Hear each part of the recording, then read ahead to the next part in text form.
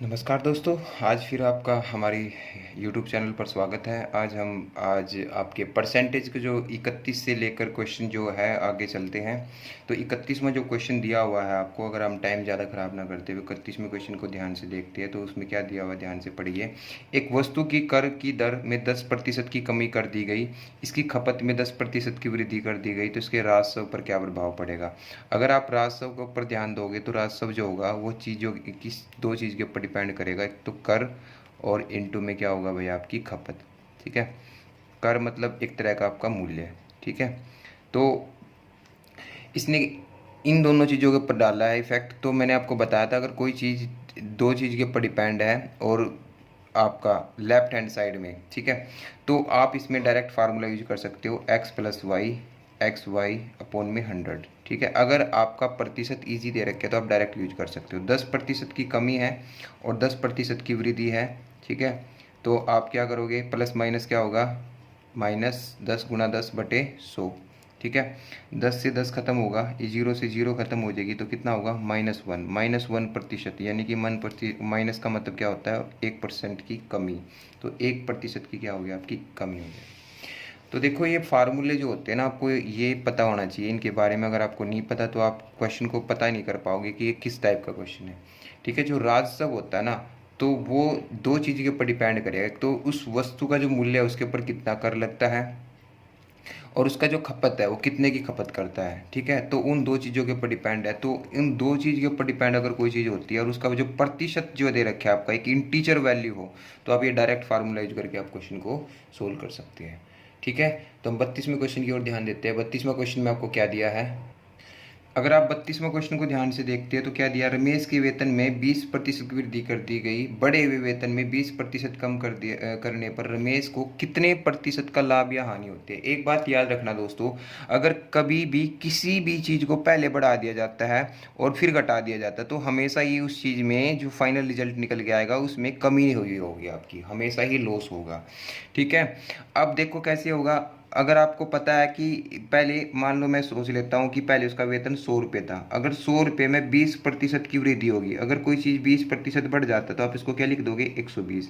फिर इसमें 120 में 20 की कमी हो जाती है, अगर आप 20% की कमी निकालते हो, 120 का 20 पैसे तो पता होना चाहिए आपको। ठीक है, या फिर आप ऐसे निकाल लेते हैं, 20 की कमी यानी कि 120 × 80/100। ठीक है, 4/5, और ये कितना हो जाएगा, 24, यानी कि कितना हो जाएगा आपका 96। ठीक है, 120 का 20% होता है 24, तो 96 हो जाएगा। तो आप मोटी मोटी बात देख सकते हैं, पहले कोई चीज़ 100 रुपये थी, 100 रुपये उसका वेतन था, अब कितना हो गया, 96 हो गया। तो 96 हो गया तो कितने की कमी आई, 4% की कमी आई। कभी भी कोई चीज़ को जितना बढ़ाया जाता है उतना ही कम किया जाता है, तो हमेशा ही लॉस होगा, हमेशा ही लॉस होगा। और लॉस कितना होगा भाई आपका, 4%। एक तो ये तरीका है। दूसरा तरीका क्या है, ये एक्स वाई अपॉन में 100, यानी कि 20 की वृद्धि फिर 20 की कमी, प्लस माइनस 20 × 20 में कितना होगा आपका 100। 20 से 20 खत्म हो जाएगा। ठीक है, ये कितना आएगा आपका 4%। तो 4% की क्या होगी, कमी होगी। तो आप उन तीनों फार्मूलों का यूज करके, जो मैंने आपको 3 मेथड बताए हैं ना, 3 मेथड में से किसी भी मेथड से आप निकाल सकते हो। ठीक है, बट यहाँ पे इंटीजर वैल्यू है तो मेरा सबसे पहला जो प्रेफरेंस रहेगा इस फार्मूले को रहेगा, अगर इंटीजर वैल्यू है। क्लियर। तो बढ़ते हम अगले क्वेश्चन की ओर। क्वेश्चन नंबर 33 में क्या दिया है, क्वेश्चन नंबर 33 को अगर आप ध्यान से देखते हो, क्वेश्चन नंबर 33 में क्या दिया है, व्यंजक x³ y² में x तथा y के मानों में क्रमशः 25% तथा 20% की कमी करने पर व्यंजक के मान में कितने प्रतिशत की कमी आएगी। अगर आपके पास कोई व्यंजक है x³ और y², और उसमें क्या करना है, x तथा y के मानों में एक बार 25% की क्या करनी है भाई, कमी, और फिर आपको क्या करना है, 20% की कमी करनी है। अब मैंने आपको बताया था, अब देखिए, अब जो भी व्यंजक आपका, ये जो व्यंजक है इसके ऊपर x का कितनी बार इफेक्ट पड़ रहा है, 3 बार, और y का कितनी बार इफेक्ट पड़ रहा है, 2 बार। तो कितनी बार हो गया, टोटल 5 बार। तो इस व्यंजक के ऊपर 5 चीजों का इफेक्ट पड़ा हुआ है। तो पहला मेथड खत्म, क्योंकि वो तो 2 के लिए है। दूसरा मेथड क्या है, फ्रैक्शन मेथड, वो हमारे लिए यहाँ पे बेस्ट और इफेक्टिव होगा। और तीसरा मेथड भी हमारे लिए, उससे भी हम कर सकते हैं। ठीक है, बट मैं हम सबसे पहले आपको दूसरे मेथड से बताता हूँ। दूसरा जो तरीका बताया था मैंने, 25% की क्या है कमी, किसमें, एक्स में। 25% की अगर मैं फ्रैक्शन बना लेता हूँ तो कितना होगा, 1/4। कितना आएगा, कमी के लिए क्या लगा दूंगा, माइनस। 3 बार है तो 4 3 4 3 और 4 3, 3 बार है तो हम 3 बार लिख देंगे। फिर क्या है दूसरे का, क्या है 20% की कमी, 1/5। पहले कोई चीज़ 5 थी, 5 4 5 4, 4 बार 2 बार क्यों लिखा, क्योंकि y 2 बार है। यहाँ तक बात क्लियर। ऐसे कटता है तो काट लेते हैं, ठीक है। 25 चौका 100, मतलब पहले व्यंजक 100 था, अब व्यंजक कितना हो गया 27। तो मोटा मोटा कितने का लॉस हो गया व्यंजक में, 63%। 100 में से 27% को माइनस करेंगे, कितना आएगा आपका, 63% की व्यंजक में कमी आ जाएगी। ये हमारा सेकंड मेथड है, क्लियर। तीसरा जो मेथड है उससे भी कर लेते हैं। अगर मैं व्यंजक को ही 100 मान लूँ भाई, अगर मैं व्यंजक को 100 मान लूँ तो एक्स क्यूब, जो एक्स क्यूब होगा उसमें कमी है, कितने की कमी है, 25% को हम कमी में कैसे लिखते हैं, 100 माइनस 25 यानी कि 75/100। और 75/100 का मतलब कितना होता है, 3/4, 3/4 और 3/4। 3 बार क्यों किया आपको पता ही है, क्योंकि 3 बार इफेक्ट डाल रखा है। फिर देखते हैं 20% की कमी। 20% यानी कि क्या होगा, 100 माइनस 20 कितना होगा, 80/100, 4/5। कितनी बार लिखेंगे आपका, 4 बार लिख, 2 बार लिख लेंगे, 4 से आपका 4 खत्म हो जाएगा, और 25 चौका क्या हो जाएगा आपका 100 हो जाएगा, और कितना आएगा 27। पहले व्यंजक 100 था, अब 27 हो गया, तो कितने की कमी आ गई, मोटी मोटी सी बात हमें दिखाई दी, कितने की कमी आ गई, 63% की कमी आ जाएगी। तो ये दूसरा मेथड, तीसरा मेथड आपका। तो अगर आपको तरीका आता होगा तो आप किसी भी मेथड से इसको कर सकते हो, क्लियर। बट पहला मेथड यहाँ पे इफेक्टिव नहीं है, क्योंकि 5 चीजों के ऊपर डिपेंड है, क्लियर। ये बात समझ में आई है। तो नेक्स्ट क्वेश्चन की ओर बढ़ते हैं। क्वेश्चन नंबर 34 देखिए क्या दिया है। क्वेश्चन नंबर 34 को अगर आप ध्यान से देखते हो तो क्या दिया, किसी वस्तु को 10% के दो क्रमवार मूल्य वृद्धियां किसी एक मात्र मूल्य वृद्धि के समतुल्य होगी। मान ले कोई चीज पहले 100 रुपये थी, उसको फिर बढ़ाया गया, कितनी बार, 10%, कितनी हो जाएगी 110। फिर उसको फिर बढ़ा दिया गया 10%, 10% बढ़ाएंगे तो कितनी हो जाएगी भाई, 110 का 10% होता है 11, तो 121 हो जाएगी। तो ओवरऑल कितने का फायदा हो गया, 21% का फायदा हो गया। तो दूसरा मेथड वही है आपका, 10 + 10, 10 × 10 बटे में 100, ठीक है। 10 + 10 कितना हो जाएगा 20, ये 0 से 0 कैंसिल, कितना है 1, तो 20 + 1 कितना हो जाएगा 21%। तो किसी भी तरीके से आप इसको कर सकते हो, बड़ा ही आसान सा क्वेश्चन था, ज़्यादा इतने सोचने की जरूरत नहीं है, ठीक है। तो आपका आंसर कितना आ जाएगा, आपका 21% आपका राइट आंसर होगा, क्लियर। नेक्स्ट क्वेश्चन की ओर बढ़ते हैं। क्वेश्चन नंबर 35 में क्या दिया, देखते हैं ध्यान से। देखिए क्वेश्चन नंबर 35 में क्या दिया है आपको। अब ये थोड़े से अलग क्वेश्चन है, ध्यान से समझना, 2-3 क्वेश्चन होंगे इस टाइप के, ठीक है। क्वेश्चन नंबर 35 को देखिए। एक आदमी एक संख्या को 3/5 की बजाय, मतलब एक आदमी को ना एक संख्या को 3/5 से गुणा करना था, मतलब सही जो उसको गुणा करना था ना वो 3/5 से करना था, बट गलती से उसने क्या कर दिया, गलती से उसने 7/4 से गुणा कर दिया। तो उसके राजस्व में नहीं, यहाँ पे लिख लेना, ठीक है, उसमें कितने प्रतिशत का बदलाव होगा, उस संख्या में, उस संख्या के परिणाम में, उस संख्या के परिणाम में कितने प्रतिशत का बदलाव होगा, क्लियर। तो अब कोई संख्या हमारे पास हमें पता नहीं है, हम अपनी मर्जी से एक ऐसी संख्या मान लेंगे जो इस फ्रैक्शन को, दोनों फ्रैक्शन को खत्म कर दे। और इसका एक ही तरीका होता है, क्या, इन दोनों का एलसीएम ले लेंगे 5 और 4 का। 5 और 4 का एलसीएम सभी को पता होगा 20 आएगा। तो अगर मतलब संख्या 20 थी, अगर उसको 3/5 से गुणा करना था तो सही जो रिजल्ट है वो कितना आना चाहिए था, परिणाम 12। बट उसने कर दिया कितने से, 7/4 से, जो परिणाम आ गया कितना 35। तो कितने का एरर आ गया भाई, कितने का एरर आया, 23 का, किस पे, 12 का। और गुणा में क्या कर देंगे 100, तो 25 चौका 100 और 4 तिये 12, ठीक है। इसकी गुणा कर लेते हैं, 25 तिये 75, 7, 25 दूनी 50, ये आ जाएगा, 3 से काट देते हैं, 3 एकम 3, 3 नीम 27, 3 एकम 3, तो क्या होगा 191 से ही 2/3 आपका आंसर आ जाएगा। फर्स्ट ऑप्शन आपका राइट होगा। बात समझ में आई। एक और क्वेश्चन ऐसा ही उठा लेते हैं, उससे और समझ में आ जाएगा। क्वेश्चन नंबर जो 36 है, देखिए ध्यान से क्या दिया है। क्वेश्चन नंबर 36 को ध्यान से देखिए। क्वेश्चन नंबर 36 में क्या कहा है, एक छात्र ने एक संख्या को 5/3 की बजाय, एक संख्या को 5 यानी कि ये सही था, उसका 5/3 से गुणा करना था, बट उसने गलती से क्या कर दिया, गलती से 3/5 से गुणा कर दिया। तो हम संख्या को ही मान लेते हैं, संख्या को कोई ऐसी वैल्यू मान लेते हैं जिससे इंटीजर खत्म हो जाए आपकी। तो 3 और 5 का हम ले लेंगे एलसीएम, 3 और 5 का एलसीएम कितना आ जाएगा 15। हम संख्या को 15 मान लेते हैं, तो कितना आ जाएगा आपके पास 25। सही गुणा कितनी आएगी 25, और गलती से आ कितना गया 9, कितने का एरर आया 16 का। सही पे निकालते हैं हमेशा, याद रखना, सही पे निकालेंगे तो बटे में 25, 25 चौका 100, तो 64% का एरर आएगा। 64% का क्या आएगा, इसके ऊपर 32 आएगी, आपकी गलती आएगी। क्लियर, यहाँ तक बात समझ में आ गई? ठीक है, तो बढ़ते हैं हम अगले क्वेश्चन नंबर 37 को। एक और क्वेश्चन ऐसे ही उठा लेते हैं। 37 जो क्वेश्चन है आपका, देखिए ध्यान से। 37 जो क्वेश्चन दिया आपको वो भी कुछ इसी प्रकार का दिया है। ठीक है, 37वां क्वेश्चन देखिए ध्यान से। यदि कोई छात्र किसी संख्या को 11/16 की बजाय, ठीक है, 7/12 से गुणा कर देता है, ठीक है, तो एलसीएम कितना आएगा, 16 का और 12 का एलसीएम आएगा जी 48, 48 आ जाएगा। 48 से यहाँ गुणा कर दीजिए, 48 से यहाँ गुणा कर दीजिए, तो 16 3 48 होता है, मतलब सही कितना होगा 33, बट आ कितना गया 28, कितने की कमी आ गई 5 की, किस पे 33 पे, गुणा में क्या कर देंगे 100, ठीक है, गुणा में क्या कर देंगे आपका 100 कर देंगे जी यहाँ पे। ठीक है, तो अगर आप इसको काटोगे यहाँ पे, ठीक है, अगर आप इसको कट करते हो यहाँ पे तो कितना आएगा, ध्यान से देखिए।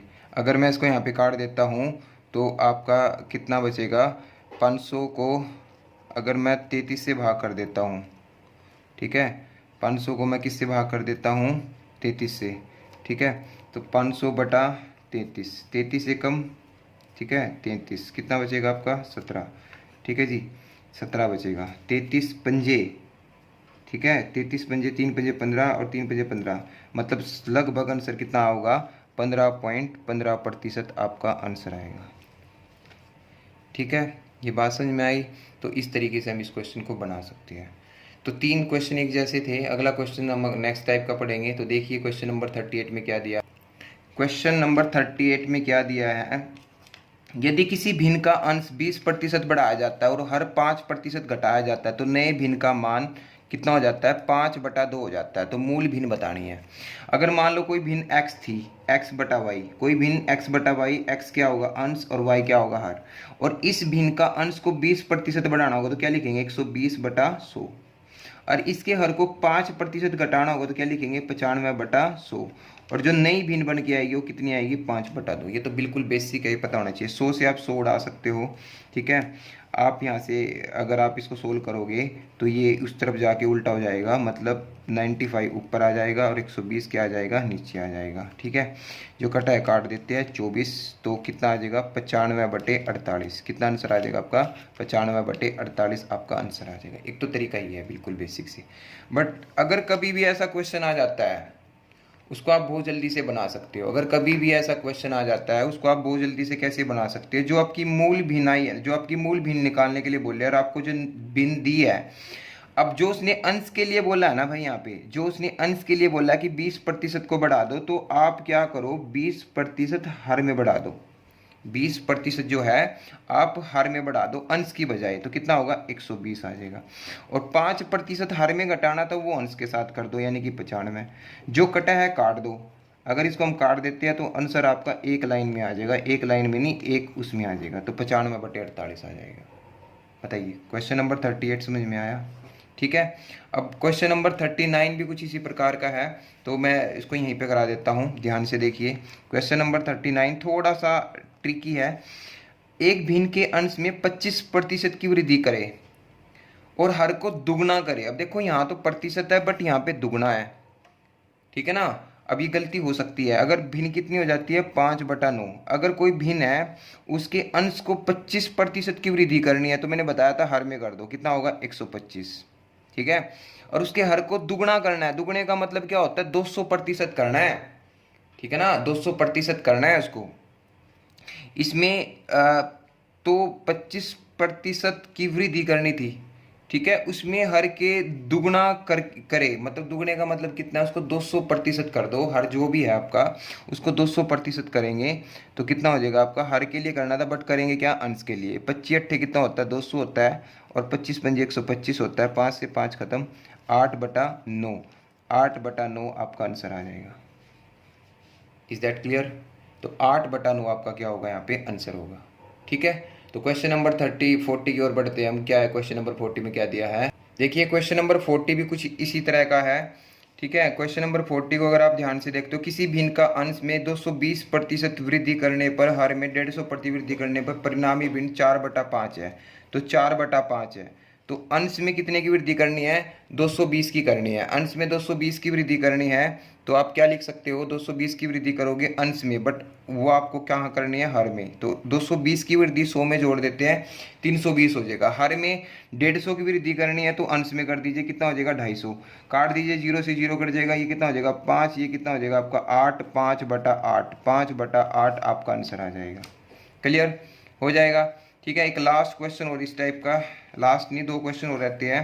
एक 41 क्वेश्चन और देख लेते हैं। 41 क्वेश्चन में क्या दिया है, ठीक है, 41 क्वेश्चन क्या दिया आपका, ऐसा ही है। एक भिन्न के अंश में 200 परिवृद्धि करने और हर में 400 प्रतिवृद्धि करने पर परिणामी भिन्न 1 से 1/20 को क्या लिखेंगे हम, 21/20। कितना लिख देंगे, 21/20। अंश में वृद्धि करनी है तो आप हर में कर दीजिए, कितना लिख देंगे यहाँ पे, 300। और हर में करनी है तो उसमें अंश में लिख दीजिए, कितना हो जाएगा, 500। 2 0 से 2 0, 5 चौका 20 और 7 या 21, 7/4। आंसर कितना आ जाएगा, 7/4। बट वहाँ पे प्रॉपर फ्रैक्शन में दे रखा है। प्रॉपर फ्रैक्शन क्या बनेगी इसकी, 1 से ही 3/4। प्रॉपर फ्रैक्शन क्या बनेगी आपकी, 1 से ही 3/4 आपका आंसर होगा। ठीक है, तो ये क्वेश्चन नंबर 41 था। अब 42 और लास्ट क्वेश्चन इस टाइप का, देखते हैं उसको कैसे किया जाएगा। ठीक है, 42 क्वेश्चन, किसी भिन्न के अंश में 15% वृद्धि करने पर हर में 8 कमी करने पर 15/16 हो जाता है। 15/16 है तो अंश के साथ 15 की वृद्धि करनी है तो क्या लिख देंगे हम यहाँ पे, 115।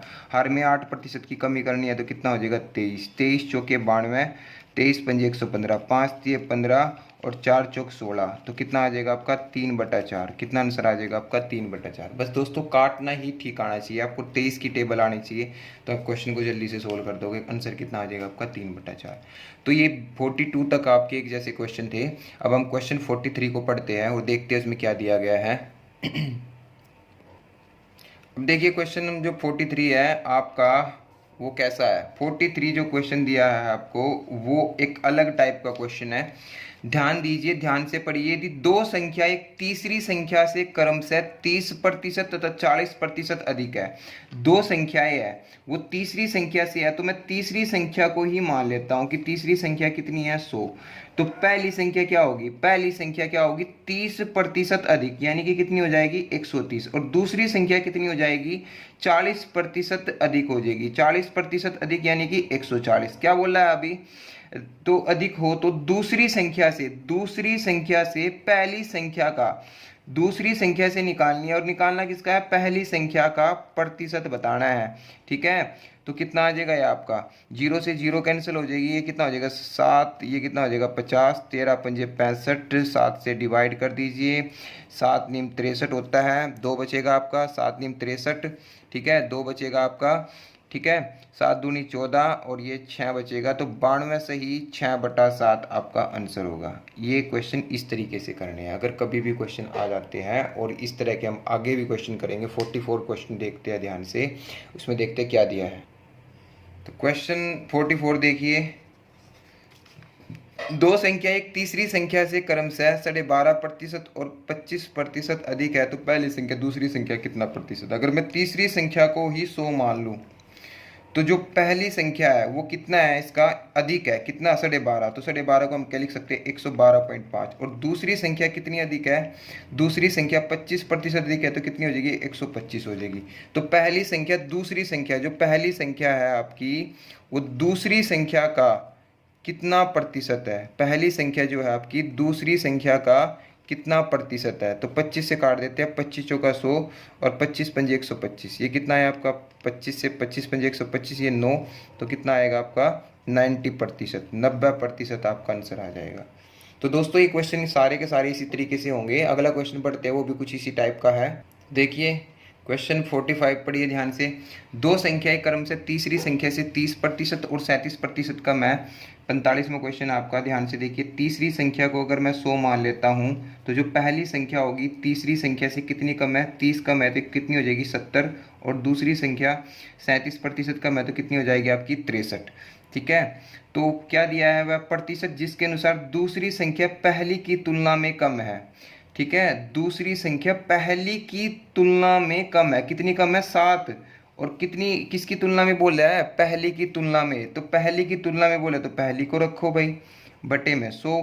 ठीक है, 7 से 7 को उड़ाओ, 10%। कितना आंसर आ जाएगा आपका, 10% आपका आंसर होगा। क्लियर ठीक है, तो बढ़ते हम, अगला क्वेश्चन भी कुछ इसी टाइप का है 46, उसको देखते हैं।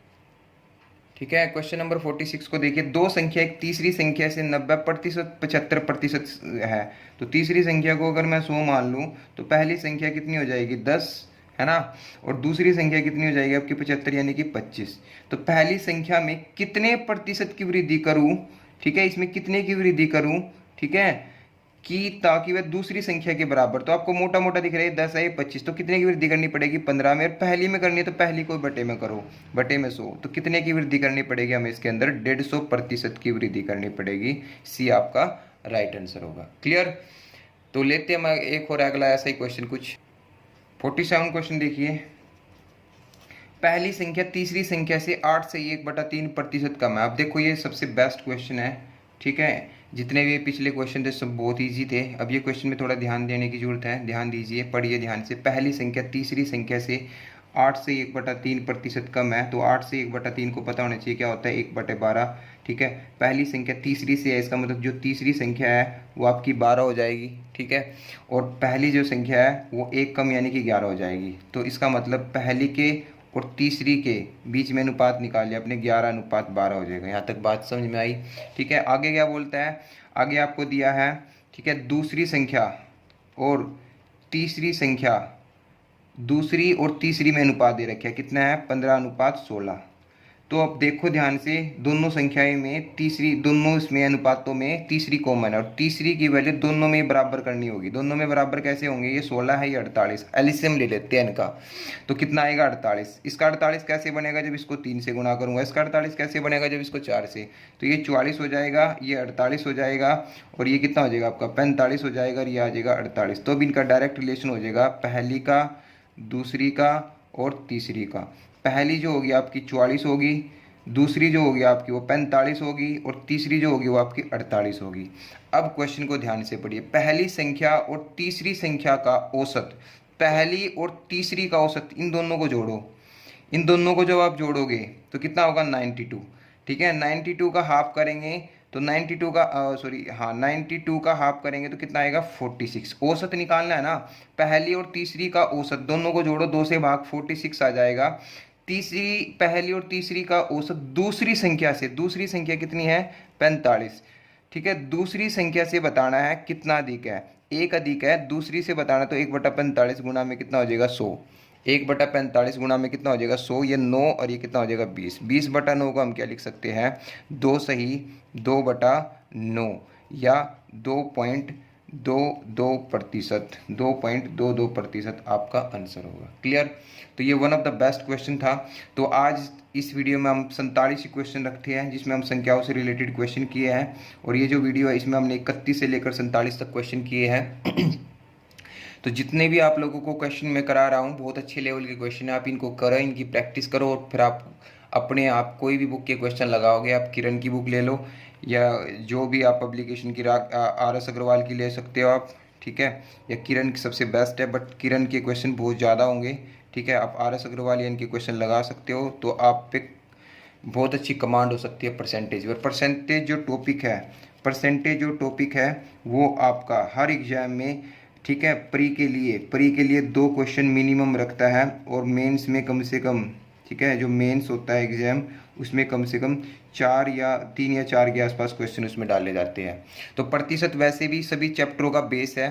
प्रतिशत से आप प्रॉफिट एंड लॉस समझ सकते हो, प्रतिशत से आप आपका क्या सिंपल इंटरेस्ट, कंपाउंड इंटरेस्ट, ठीक है, मिश्रण, ये सारे क्वेश्चन प्रतिशत से ही आपके कंप्लीट होंगे।